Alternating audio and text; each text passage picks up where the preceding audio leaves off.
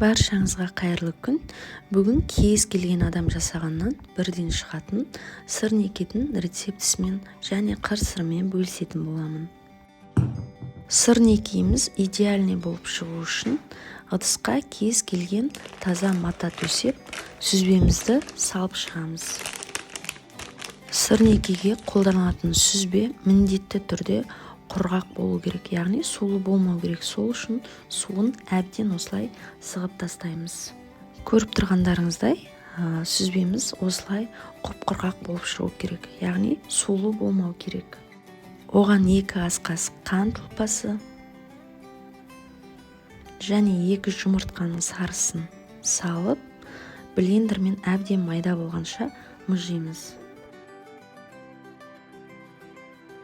2 ас қасық ұн салып, тағы да блендермен жақсылап мыжимыз. Егер блендер болмаса, сидадан өткізулеріңізге болады.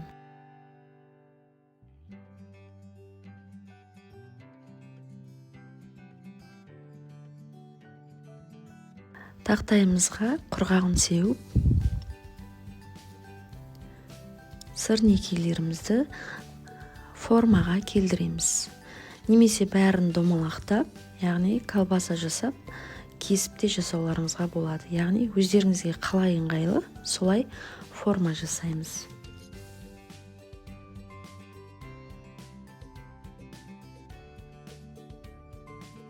Табамызға көп емес, кішкене май құйып, жақсылап майлап шығамыз. Оттың асты қатты болмау керек. Егер де от қатты болатын болса, онда сырнекеңіздің 2 жағы пісіп, ортасы піспей қалады. Сол үшін өте ақырын отта осылай пісіретін боламыз. Бетін жауып 4-5 минутқа қоямыз, яғни асты қызарғанша. Міне осылай сырнекелеріміздің барлығын пісіріп шығамыз.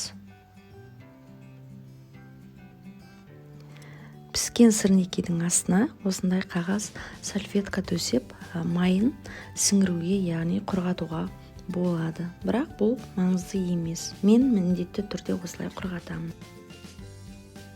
Осымен сырнекеміз дайын, міндетті түрде жасап көріңіздер. Бұл кез келген адамнан шығады. Сіздермен болған Марияш.